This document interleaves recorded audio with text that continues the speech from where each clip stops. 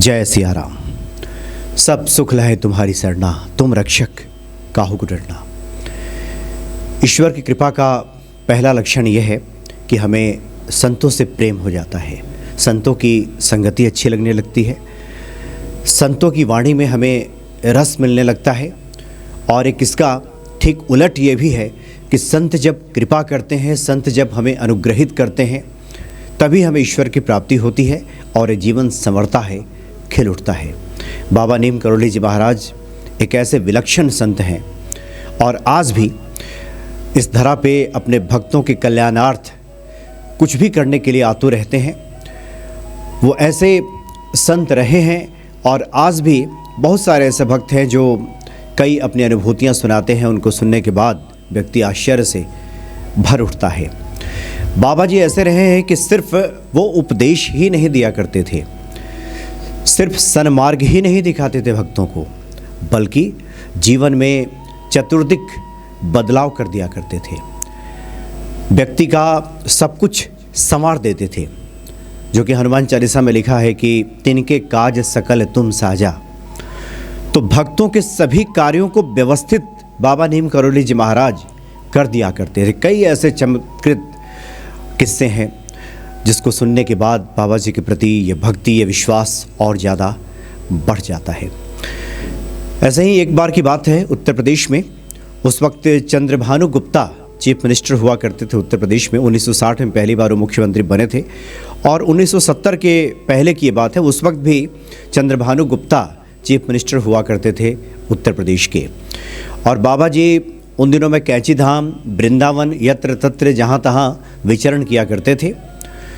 उस वक्त की बात है कि बाराबंकी शुगर मिल वो काफ़ी घाटे में चल रहा था। बाराबंकी का जो शुगर मिल है घाटे में चल रहा था और सरकार उसका अधिग्रहण करने जा रही थी कि ये मिल अब चल नहीं सकता, इसलिए सरकारी अधिग्रहण आवश्यक है।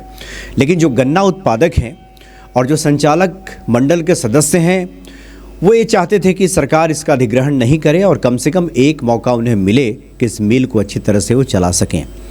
इसके लिए संचालक मंडल के एक सदस्य थे, कानपुर के रहने वाले देव कामता दीक्षित जी संचालक मंडल में थे। तो गन्ना उत्पादकों की इच्छा के अनुरूप दीक्षित जी को रिसीवर बनाया गया कि दीक्षित जी के देखरेख में अब एक बार फिर से बाराबंकी शुगर मिल को चलाया जाएगा। और इसके लिए आवश्यकता थी कि कोई बैंक बड़ी धनराशि दे। ये 1970 के पहले की बात है और कम से कम 20 लाख रुपए की आवश्यकता थी उस शुगर मिल को चलाने के लिए। और ये सारा जिम्मा दीक्षित जी के ऊपर आ गया था। और दीक्षित जी बाबा नीम करोली महाराज के अनन्य भक्त थे। जब उनको जिम्मा दिया गया तो बाबा जी को मन ही मन उन्होंने सुमिरन किया और बाराबंकी के जो सेंट्रल बैंक है वहाँ पे गए और 20 लाख रुपए कर्ज के तौर पे उन्होंने मांगा चीनी मिल को चलाने के लिए। लेकिन सेंट्रल बैंक ने देने से मना कर दिया, कहा कि वैसे ही बाराबंकी शुगर मिल घाटे में चल रहा है, इसलिए कोई बैंक इतना बड़ा रिस्क नहीं ले सकता और यहाँ के अधिकारियों के अधिकार क्षेत्र से बाहर की बात है। अगर आपको इतनी बड़ी रकम लोन में चाहिए तो इसके लिए आपको मुंबई कार्यालय जाना होगा और वहाँ के जो डायरेक्टर हैं, चेयरमैन हैं, उनसे आपको बात करनी होगी। ये दीक्षित जी को वहाँ बैंक ने बता दिया।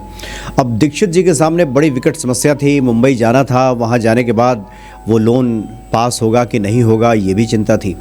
तो उन्होंने सोचा कि क्यों ना बाबा जी का एक बार हम दर्शन कर लें। उन्हें पता चला कि बाबा जी उस वक्त वृंदावन के आश्रम में हैं, तो वो कानपुर से वृंदावन के लिए निकले।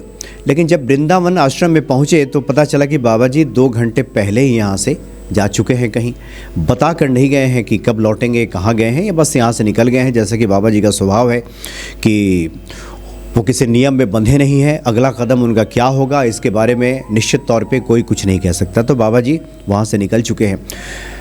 वहाँ के चौकीदार ने बातें बताई।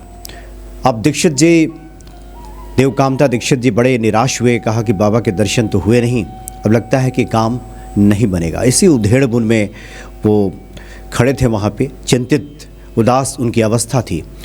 तो चौकीदार ने पूछा कि क्या आप कानपुर से आए हैं? बड़े आश्चर्य में पड़े देवकामता दीक्षित जी कि चौकीदार को कैसे पता कि मैं कहाँ से आया हूँ। तो उन्होंने आश्चर्य भरी निगाहों से चौकीदार की तरफ देखा तो चौकीदार ने कहा कि दरअसल बाबा जी जाने के पहले ये बता गए हैं कि कानपुर से मेरा एक भक्त आ रहा है और उससे कहना कि वो चिंतित ना हो, उसका सारा काम हो जाएगा। वृंदावन के जो देवता हैं बांके बिहारी जी, वहाँ जाकर के वो प्रसाद वहाँ का वो लेता जाएगा, उसका सारा काम बन जाएगा। बाबा जी ने ऐसा कहा है। तो देवकांता दीक्षित जी ये तो पहले से जानते ही थे कि बाबा जी सर्वज्ञ हैं, बाबा जी को सब पता है, और बाबा जी ने उनके लिए ऐसा संदेशा दिया है तो निश्चित तौर पे इसमें कुछ उनका भला ही छुपा हुआ है। लेकिन दोपहर का समय था और ये वो समय होता है जिस वक्त वृंदावन का बांके बिहारी जी का मंदिर का कपाट बंद रहता है। उन्होंने सोचा कि इस वक्त प्रसाद भला कैसे मिल सकता है, तो उन्होंने सोचा कि बाहर से ही माथा टेक करके वो लौट जाएंगे, और बांके बिहारी जी के मंदिर के पास गए। कपाट बंद था। उन्होंने सर झुका करके, माथा झुका करके अभी प्रणाम कर रहे थे बांके बिहारी जी का कि अचानक वो कपाट खुला, अंदर से एक व्यक्ति बाहर आया। तो उस व्यक्ति से इन्होंने कहा, दीक्षित जी ने, कि कुछ रुपए दिया और कहा कि आप बांके बिहारी जी को प्रसाद चढ़ा दीजिए।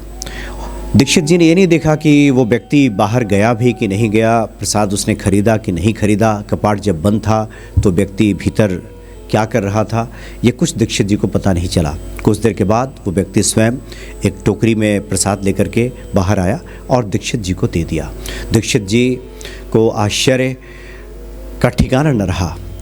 अश्रुपूरित नेत्रों से उन्होंने बांके बिहारी जी को धन्यवाद दिया और साथ ही बाबा जी का धन्यवाद दिया कि बाबा जी की ये कैसी विचित्र लीला है कि इस प्रकार से वो अपने भक्तों का कल्याण करते हैं। और वो प्रसाद लेकर के उसके बाद फिर उनकी फ़्लाइट थी, मुंबई दिल्ली पहुँचे और दिल्ली से फिर मुंबई के लिए रवाना हो गए। मुंबई पहुंचकर मालाबार हिल्स, मुंबई में मालाबार हिल्स है, वहीं पे चेयरमैन, जो सेंट्रल बैंक के चेयरमैन हैं, उनका वहाँ पे घर था। तो सीधे वो उनके घर पे ही चले गए। इतनी बड़ी रकम लोन में चाहिए तो वहाँ पहुँच गए। वहाँ जाने पता चला कि वहाँ के गेट कीपर ने बताया कि चेयरमैन साहब तो विदेश चले गए हैं। फिर निराशा हाथ लगी, लेकिन बाबा जी पे भरोसा था कि बाबा जी ने जब कह दिया है कि काम हो जाएगा तो तय है कि काम होना ही होना है। तो उनके हाथ में जो प्रसाद था, उन्होंने उस गेट कीपर से कहा, दरबान से कहा कि आप इसको प्रसाद अंदर भिजवा दीजिए। वो प्रसाद लेकर वो व्यक्ति जैसे ही अंदर गया तो चेयरमैन साहब की जो पत्नी है वो द्रवित होकर के बाहर आई अश्रुपूरित नेत्रों से। और जब उन्हें पता चला कि बांके बिहारी जी का प्रसाद आया है तो वो तो रोने लगी। उन्होंने कहा कि बहुत दिनों से उनकी इच्छा थी कि बांके बिहारी जी के दर्शन करें, लेकिन पति की व्यस्तता की वजह से ऐसा कोई संयोग नहीं बन रहा था कि वो वृंदावन जाएं और बांके बिहारी जी का दर्शन करें। और बांके बिहारी जी ने तो आज स्वयं प्रसाद भिजवा दिया है। तो वो भक्ति भाव से भरकर द्रवित हो गई और दीक्षित जी का हालचाल पूछने लगी, किस कारण आपका आना हुआ है। और वहीं उनके ठहरने की भी व्यवस्था करा दी गार्ड से कह करके। दीक्षित जी वहीं ठहर गए और अपने पति से बात करके जल्द ही वहाँ से, विदेश से 1-2 दिनों के भीतर ही अपने पति को बुलवा लिया चेयरमैन साहब की पत्नी ने। और उसके बाद चेयरमैन साहब से जब दीक्षित जी मिले तो चेयरमैन साहब ने 20 लाख का जो लोन है वो भी उन्हें दे दिया, कर्ज दे दिया चीनी मिल को चलाने के लिए। तो बाबा जी की कृपा से सर्व कार्य, संपूर्ण कार्य जो है वो पूरा हो गया। और बाद में उस कर्ज को लेकर के बाराबंकी के चीनी मिल को चलाने के लिए दीक्षित जी आए और चीनी मिल भी सफलतापूर्वक ये चला। तात्पर्य यह है कि बाबा जी अपने भक्तों को कभी निराश नहीं करते, कभी खाली हाथ नहीं छोड़ते। भक्तों का अनुभव है कि बाबा जी कभी प्रारब्ध किंतु परंतु इसमें नहीं पड़ते थे। जो भी उनकी शरण में गया उसके समस्त कार्य सिद्ध ही समझिए। समस्त कार्य स्वयं बाबा जी संभाल लेते थे, कर देते थे। और आज भी जो बाबा जी के भक्त हैं, जो उनके दर्शन करते हैं, जो उनका सुमिरन करते हैं, उनका गुणगान यशगान करते हैं, उनकी समस्त मनोकामनाएं आज भी पूर्ण हो जाती हैं। आप भी बाबा जी के भक्त हैं और आपके भी कुछ ऐसी अनुभूतियां हैं, कुछ अनुभव हैं, तो आप व्हाट्सएप कर सकते हैं।